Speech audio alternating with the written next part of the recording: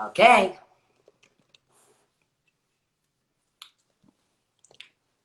Selena fucking Gomez. Hey! Hey girl, Hi, I'm so happy to have you on the show. I'm so happy to be on the show because you're killing it, girl.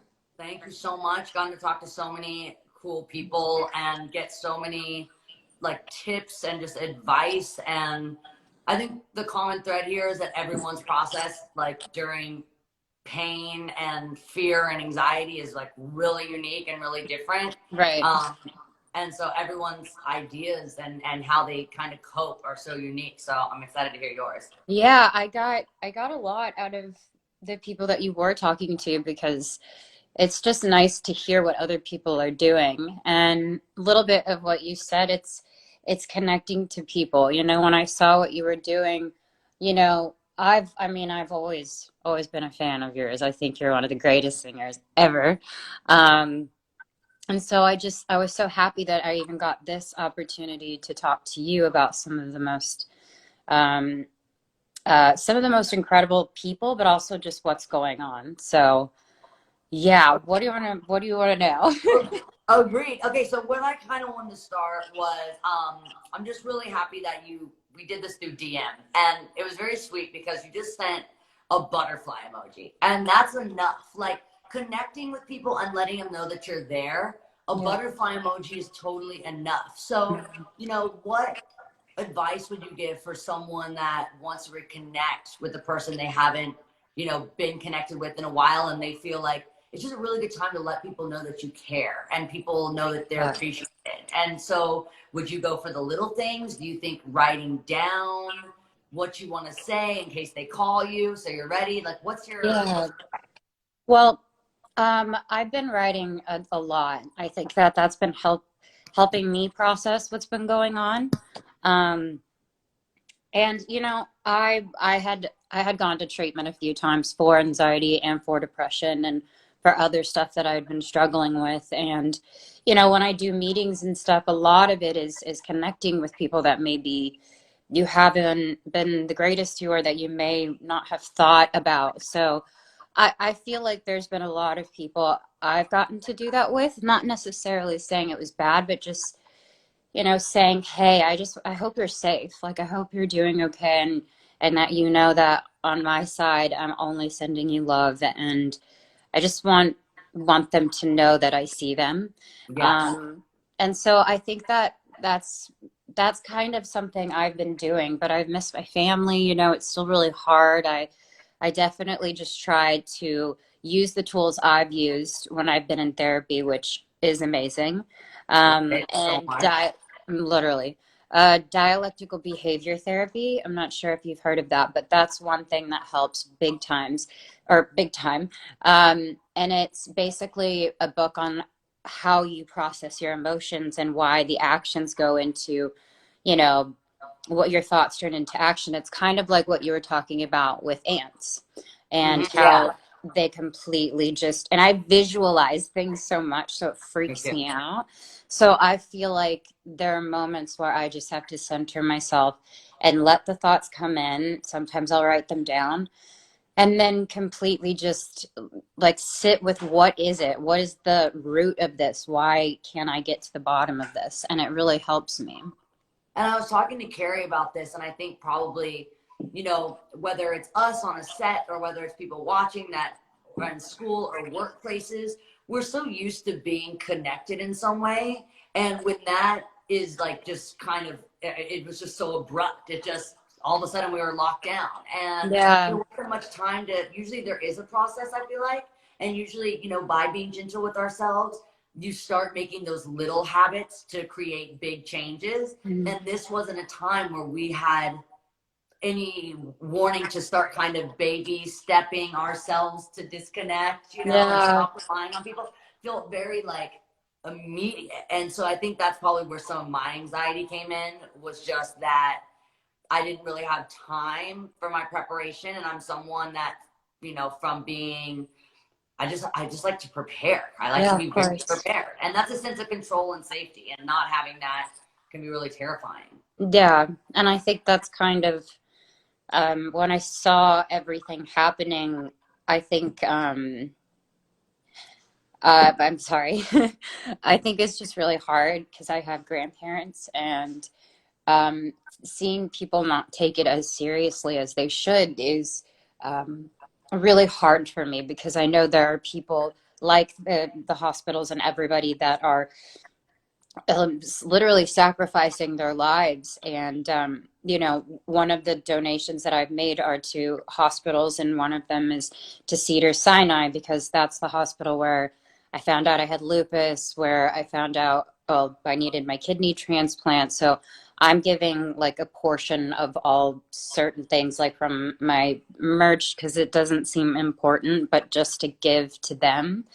And my biggest thing is like learning how to be okay being inside, and maybe taking walks and stuff, um, and watching things like this, Yeah. watching things that encourage me, and that hearing other people feeling the same way. So I think yeah, it's really scary because I think in the beginning of this, we were all kind of under the impression that this was something that was attacking the older people, and yeah, and so that really scared me for like even my mom. Like, so my mom visits my grandma every day. She's at senior living, and senior living someone comes and delivers her medicine, her food, yeah, and there's just a lot of people, and so I didn't want to freak out my grandma, so I called her and I tried to explain. She doesn't watch anything but forensic files and like really weird stuff, so yeah, she watches the same episode. She's always tells you before it happens what's going to happen because she's seen every episode 100 times. She's like a total insomniac. She stays up and she like literally remembers. She like talks along with what's happening on TV. It's nuts. But I called her. I'm like, obviously you're not going to watch the news because it's not on one of the repeats. And I didn't want to freak her out, but I wanted her to make sure she was protecting herself. And so that really scared me, just because I had to at one point now kind of like parent my grandparent, which felt really strange. yeah, But then my mom also has such a hard time stopping because she's had 5 kids, and she's so used to going. The fact that we were kind of dangerous and could jeopardize her health made it where we couldn't see my mom because she sees her mom. And so that really gave my mom anxiety because I haven't seen her in probably 3 weeks, and that never happens. So mhm, it's just interesting now because we're starting to see that this isn't something that's just attacking immune compromised yeah, or older people, but the kids that are in really great health are finding yeah, themselves in the ICU. yeah, And so we're just learning new things every single day, and I mhm, think that's why we have to be so gentle, is because we need to keep ourselves in a soft headspace where this information can come in and we can absorb, but it doesn't make us just shut down, because I think there is a lot of good that can come from this experience, yeah. like this.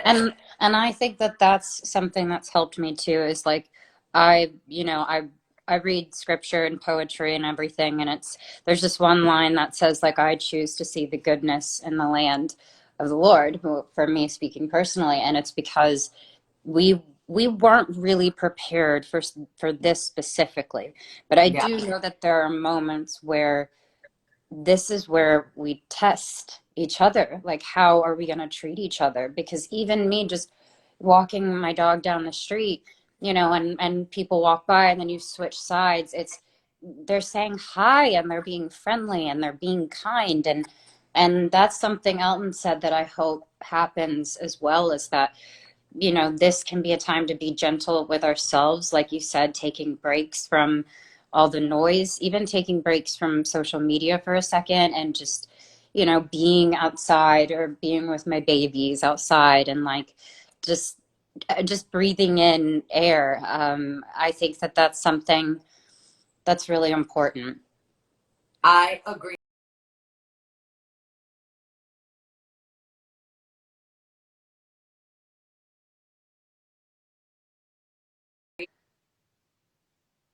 Okay.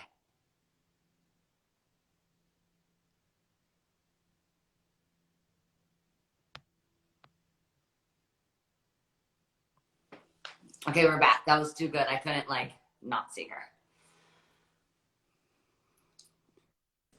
I didn't want to do. No, that was like too good. I had to see you.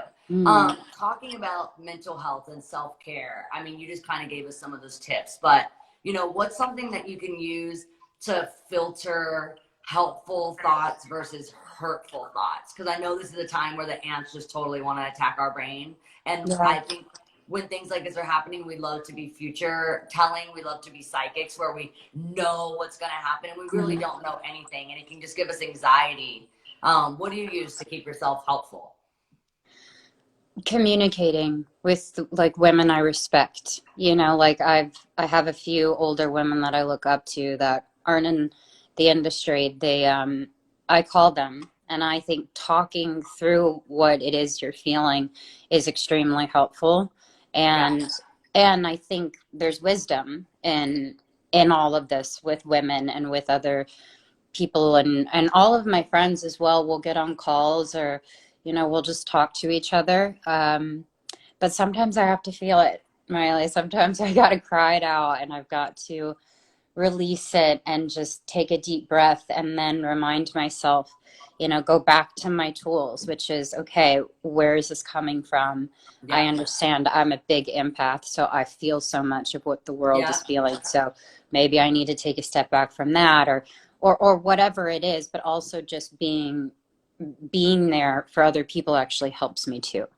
I Um, agree. It's given so me so much light in this time just to be able to connect with people, like you said, people I respect and people that I love and want to hear their advice, but just to know people are there and just to know that people yeah, are feeling the same way that I feel, it makes me feel less alone. Um, yeah. so what's your advice for someone who's afraid to talk about mental health? Like, where would you tell people to reach out? I know you work with Crisis Text Line 741-741, and I know someone will respond. So is that something that you would say to reach out to, or like, how do you talk about mental health? So recently I went to one of the best mental hospitals in the world, but definitely in America, McLean's Hospital. And I discussed that after years of going through a lot of different things, I realized that I was bipolar.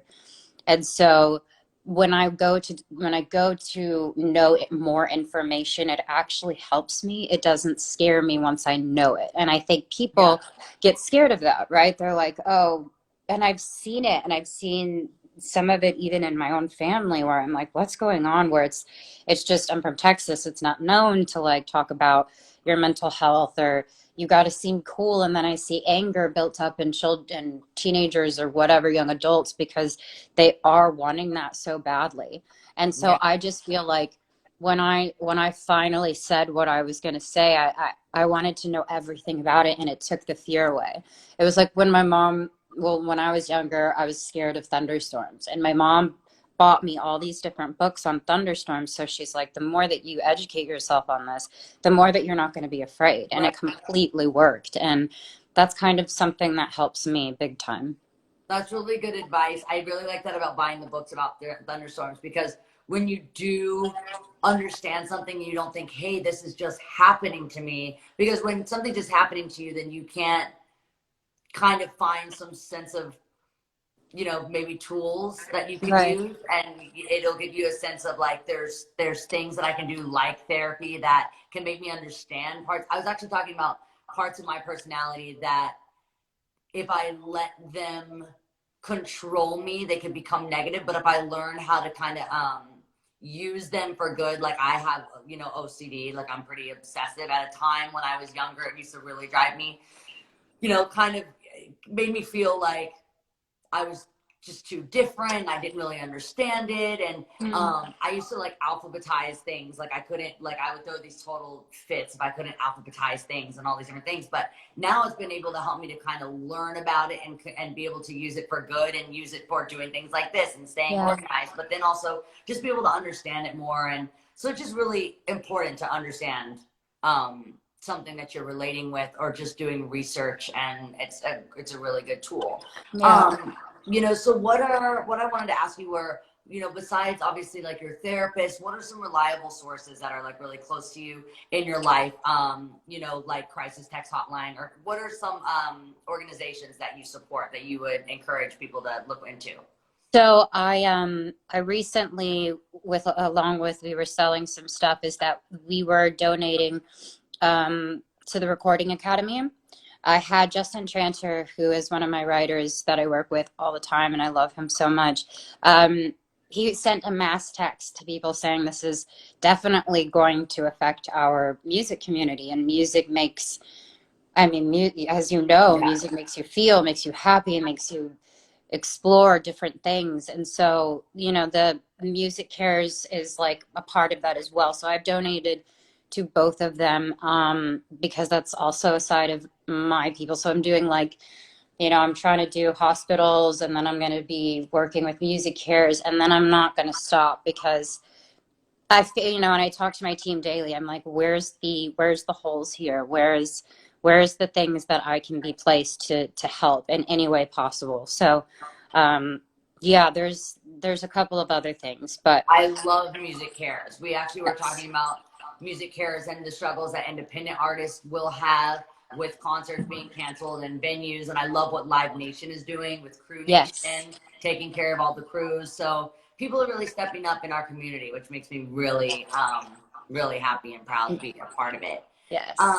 Before we go, I wanted to talk about this tool that I have that's called Feel Great Anywhere, Anytime, and it's from my therapist, Dr. Amen.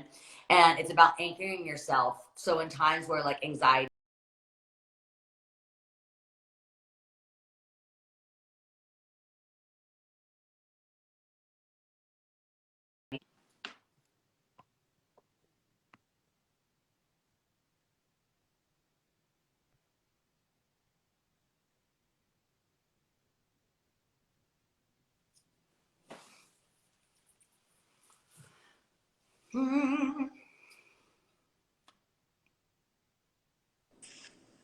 okay. Okay. So this is the one thing I wanted to ask you. So it's about anchoring yourself. You know, anxiety can really make us kind of feel, you know, that floating feeling where you feel like you have Yes. no weight in your feet or your hands. And so you really have to like find the gravity and let it like just anchor you. So Dr. Amen has this trick, Feel Great Anywhere, Anytime, where you anchor yourself to a memory. So even if you're traveling and you have a suitcase, and I was saying that, you know, when I see, you know, like in my suitcase, if I had a yellow sweatshirt, it would remind me of bananas. And one time, me and my brother decided we didn't like the way that my parents were running the house, so we were going to live inside our dollhouse, my dollhouse that I had outside. But we only took bananas, and by like the second hour, we were so over the bananas that we were like sneaking over to our grandma's house and getting like all her little sweet treats and Chex Mix and all these things. So it reminds me of the yellow, reminds me of bananas, which reminds me of my brother, and then it reminds me of my childhood and how fortunate I was to have a playmate, because some people don't have brothers and sisters that you can play with. And so I was just so lucky to have that. So that anchors me. What's like a memory in your life or something around you that reminds you, or what's a memory in your life that you like to think about in times where you feel that floaty feeling? It's a really beautiful memory. Yeah. Wow. Probably when my sister was born. Because I was an only child growing up. So I didn't have, my sister's 6. So big age difference. But when she came into my life, I remember having the chest to chest moment. Yeah. And so when I think of that moment, you know, and it's working, it's working Yeah. right now. Where I just, that nothing else mattered in that time, and this beautiful life just came in, and I just was overwhelmed. And I think what makes me think of that is like baby smell, you Yeah. know, like Yeah. something that's really, really sweet. And it brings me back to life. You know, Yeah. it's a life, and it's a part of me in a weird way. So I So feel your like, sister, your little sister is 6. yeah. Okay, so my little sister just turned 20. It'll change. It will change. Right now, I go between being like the coolest person in the world in her life to like she doesn't know me. Yeah, right. So that'll happen. She won't know you at a period of her life. Someone's gonna say like, "Oh, your sister Selena's cool," and she goes, "Who's that? I don't know her." Exactly. Oh no, you're Oh yeah, so she'll right. not know you for a couple of years. That's what happens every now and then. Or like, you know, I'll run into now know what kind of goes out. So if I like run into her out and you wave and she's like, "I don't know her." She doesn't quite I don't know me yet, but like it's on the way, it's creeping in. But it'll then come back around. I The think closer, so. yeah, it comes back around. Me and my little sister, Noah's 20 and I'm 27, and so give it a couple of years, and I think I'll be really cool again. Yeah, I'm still in the cool zone. That's awesome. I'm so happy to have you on the show and happy to reconnect with you, and send me butterflies anytime. Yes, When all same. this is moved on and we can connect, we'll just hug. Would love that. All Thank right. you, and thank you for what you're doing. Thanks, Selena. Good to see you. Bye. Bye. Okay, my dog is like banging on the door. Hold on. Come here. Come here, puppy. What are you doing? Oh. No. Come here, Lulu. Come here. Lily, come here. Come here. I hear puppies. I hear a puppy. I hear a puppy. Come here.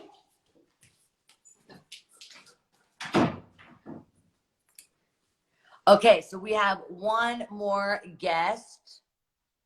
I have Jimmy Fallon on the show. Here we go. Well, how the tables have turned. Wow, the tables have turned. You are amazing, by the way, at Who's doing this. hosting who, homie? Wow, you're a talk show host. Oh my goodness. You know, but in this time, we've had time to really like dig into ourselves and find things that we've always wanted to do and we've never had the time for. And I don't like ever do something kind of. I commit. So I've committed full on to talk show host life.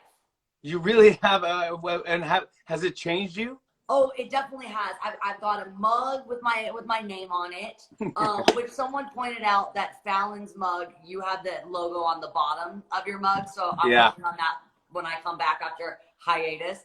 I made a sign, which you don't really have like a sign that's like, I need to make you a new sign. You have a sign, but you don't have like a sign. No, I need like a real sign. You actually went for it. I need you to go like this. Okay. Screenshot, and I'm gonna make your mouth with LED bedazzled on also. And I'm gonna that'll be the new Tonight Show logo? Yeah, I'm gonna make you a logo. I got the cup, I got the couch, I got the sign, and I'm excited to make your sign. And I was thinking, you do have one thing that I don't have. You've got the roots. And like, I just wanted to ask you, because I never really have, because I'm always in the hot seat. What's it like having the Roots as your house band, where you can make anything happen? Like any joke or any skit you want to do, they're like right there, and they make it so great because they're just so incredible. It's the luckiest thing, the best thing that ever happened to me. But they're so beyond talented that I've never even seen anyone that are this talented. But they can play with Jay-Z one night and then play with Tony Bennett the next night without even batting an eye. Yeah. It's the greatest. And the thing I love about it is that they're actually into it. They really want to have, they want challenges. And they're like, great, let's do a, let's do a bit. Let's do let's do a country song. Let's do a, they just love music so much. And Questlove, as you know, is a perfectionist. Yeah. He just really just like, honestly, whatever he does well, just like you. I just think it's so cool that you're able to like do these skits and they're funny, but what's not funny is how good the Roots are every time. It's like, when we're doing Courtney Love, you're like doing the whole song, or when we did, we did that, like, what was our challenge we did where we did Talking Heads? Oh, that's right. Oh, we did like a lip sync battle. Yeah, we did the lip sync battle. They're like killing it. Like, it's almost distracting how good they are, because it's like they sound like a real track. But they're so good that like it's amazing. We loved you that week. By the way, we had you for that whole week, and we loved you so much. I always loved you, but you were so nice to every single human on the staff that my whole crew would drop everything and work for you instead of me in 2 seconds. That's funny you say that. I was about to tell you, your entire crew is awesome. And the minute that it is safe to connect again, I'm definitely going to borrow their crew from my show. Oh my gosh. Like, your crew is like family. I'm trying to train my, I'll show you. I got this dog. This is my crew. Hold on. Oh, this is my crew. Oh, wow. Who's that? I'm trying to train him to give me 5-minute warnings. Oh, man. That's my dog. This is Gary. This is Bo, short for Rainbow. You know, you had to be in the show aesthetic to be a regular. Oh yeah, exactly. Right, Jimmy and Rainbow. Gary, it makes sense. Yeah, this Um, Gary was on our show actually, and she played a male political pundit, and so I would have a debate with her as a puppy, and whoever got the most applause won the debate. oh And my God. clearly, Well, we were talking about like things you can do to, you know, to kind of make time that feels like it can tick slowly in times like this go a little faster. So having a political debate with your dog is a great idea, and you're always going to win. That's the greatest thing about dogs. how was your show today? How was Elton? My show was so good, and Elton is just so brilliant in the work that he does with the Elton John AIDS Foundation and just donating at this time because, you know, obviously he wants to make sure everyone's still being treated, and the hospitals are so, you know, kind of full right now that he wants to make sure that everyone's still getting the medical attention that they need. And he's just seriously the best. I just, you know, I had a pretty good lineup today, Jimmy. You really did, by the way. You had a great one. I'm a little jealous of your booking. Gary, come on. I should start booking your gigs. I'm pretty good at it. No one can say no to one of my DMs. And I love, listen, this is how you have to book people. You got to book through DMs because it says seen. And then once it says seen, if they don't respond, I just bombard them with emojis. And I Yeah, and you go, dude, I know you saw it. I know you saw the request. You have to do it. It's way better than a publicist. People love to say no to publicists, but they won't say no to a DM. You know, the reason why I was so, like, I really wanted to have you on my show and to kind of, like, close this week, because I'm going to take a week off just to kind of, like, process everything that's happening, because it's just a lot emotionally, and I just want to, like, check in with my grandma and FaceTime her a lot, and, like, you know, when you love something, it kind of becomes your world, and, like, Bright Minded has just become my entire world. But I just wanted to thank you so much for being so awesome anytime I'm on your show. You taught me everything that I know. And you know what? Like, seriously though, I'm never scared or anxious or shaky before I do your show, because I know that I'm going to be taken care of. I know that we're going to be talking about things that are just loving and supportive, and it makes it fun. Like, especially if you're doing promo and like press tours, you can kind of talk about the same shit, and doing Google translating where we sing "I love your cadaver" just makes it so much fun. And then That was so singing fun. like Bodak Yellow with you and having a karaoke competition, like, it just makes it so much fun. And like, if I ever do steal your job, which I plan on it, I'll make sure that I keep all those traditions. I got to be honest. I was like, yo, be careful what you wish for. And I was watching your show and I go, wow, she's fantastic at this. Well, It's I absolutely love it. And you know, we can only really do, I'm actually setting up one other thing. You know, you got the crew. I don't have a crew. I'm running sound. I'm running lighting. I'm like on all of this right now. I love that you're doing all of this. Well, before we go, I wanted to show you, I do have a theme song, which I feel like you need a theme song. I mean, I know you kind of got the intro, but I'm going to write a Jimmy Fallon theme song soon. I love it. But I'm going to play you the song that I've been working on, and this is how we'll close. And then I'm doing your show. Yeah, I appreciate that. Thank you. I love it. Hold on, here we go. I'm just going to play you a little something. I got Diplo to remix the Bright Minded theme song. No. Now it's like going just totally next level. Oh my gosh. No way. Oh, hell yeah. Oh no, I'm not allowed. If you want to be right-minded, there's just a place to go. Tune in live with Miley on my Instagram show. On the Instagram show. On the Instagram show. Tune in live with Miley on the Instagram show. If you want to be right-minded, there's just a place to go. Tune in live with Miley on my Instagram show. Oh!